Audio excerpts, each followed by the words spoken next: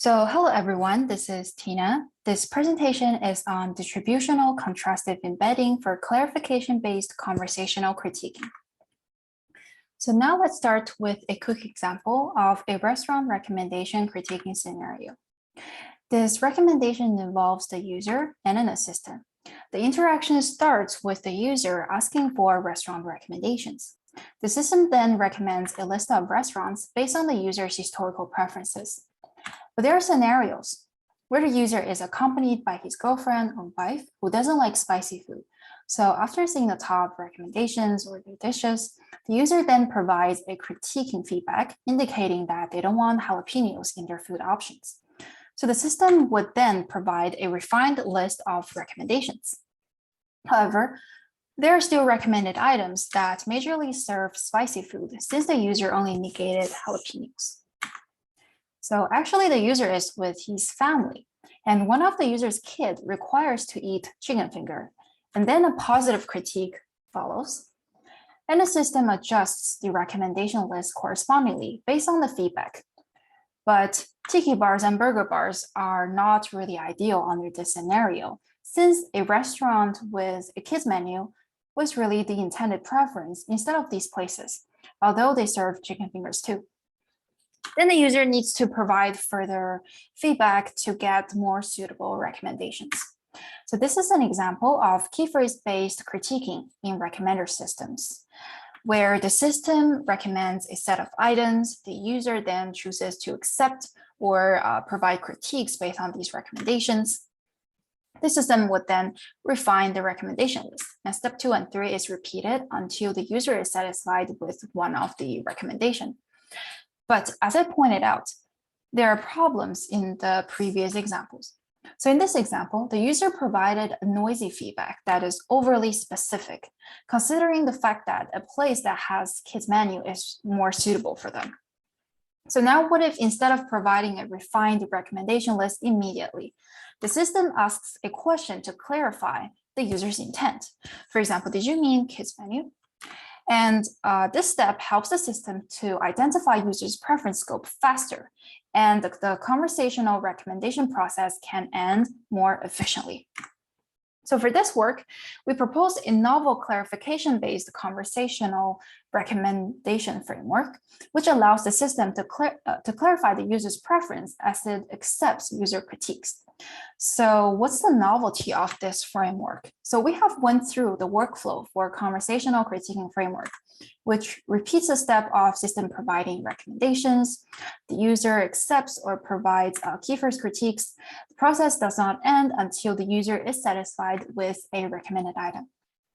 For clarification-based critiquing framework, this workflow adds in an extra step that allows the system to ask user questions in order to clarify the preference uncertainties.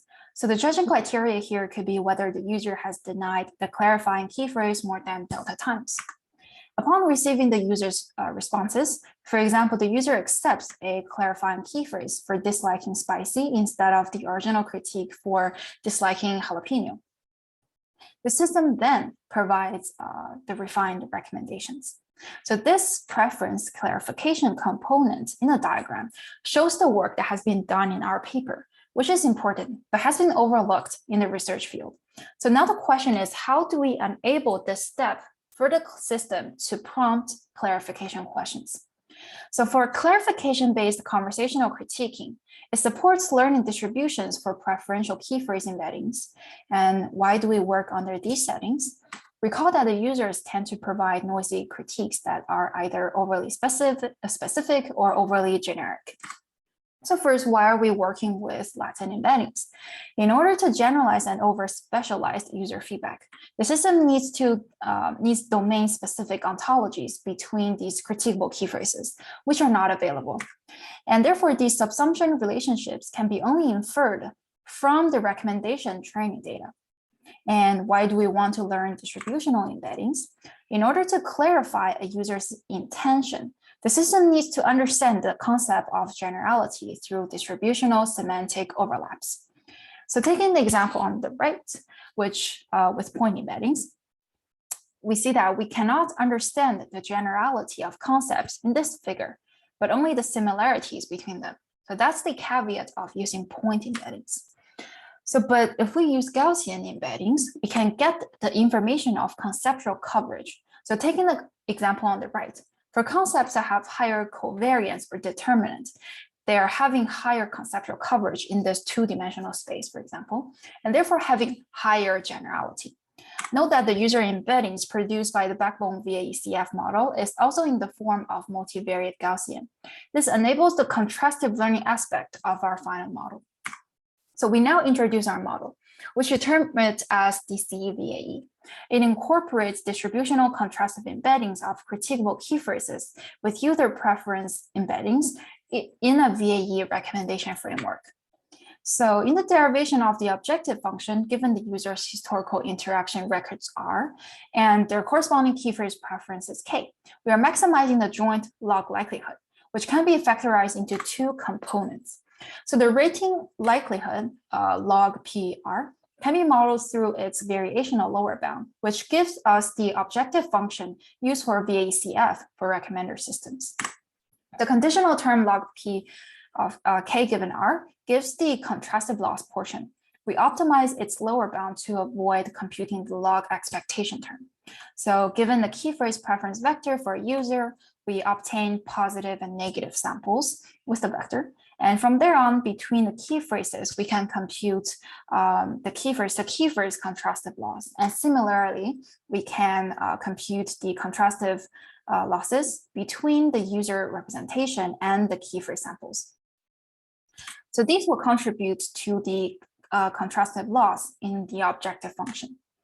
So on top of training the recommendation model using the VAECF objective, we learned the Gaussian embeddings for key phrase contrastively. Remembering that enable system clarifications, we need to infer the subsumption relationships from recommendation data. So how does contrastive learning and Gaussian embeddings help us achieve that goal? During contrastive learning, the model embeds similar concepts close to each other, while dissimilar ones are far apart in distance-wise. And if we apply the contrastive learning concept onto Gaussian embeddings or Gaussian distributions, the learned embeddings will stretch or shrink their distributional coverage corresponding to their concept generality or specificity. The learned Gaussian embeddings will help to infer this hierarchical relationships between the critiquable key phrases. Since we are performing the contrastive learning with user embeddings from VAECF, this process also helps to indicate user preference scope and creating the compatibility between key phrases and the users on the embedding space. So now, given our trained key phrase Gaussian embeddings, we can produce a key phrase knowledge tree to automatically extract the domain-specific subsumption relationships among the key phrases. So to construct the knowledge tree, we perform a divisive hierarchical clustering using the trained key phrase Gaussian embeddings. We first initialize a single cluster and select a key phrase that has the highest distributional similarity with all other key phrases to represent the main concept of the root cluster.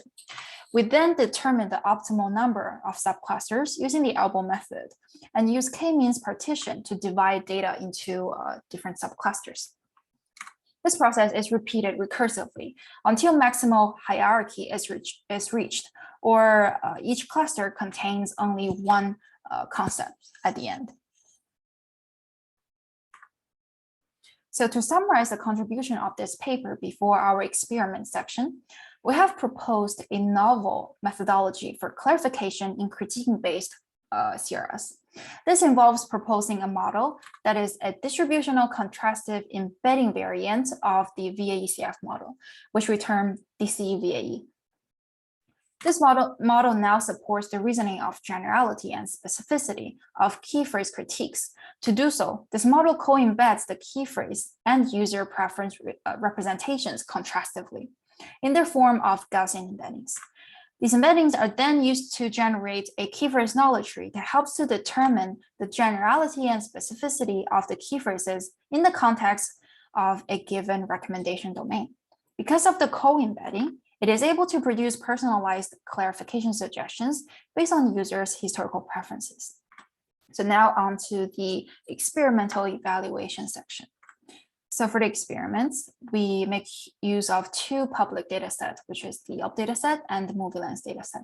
The experiment is performed under a user simulation setup, where users have a desired target item in each session, and they will provide critiques with respect to that target.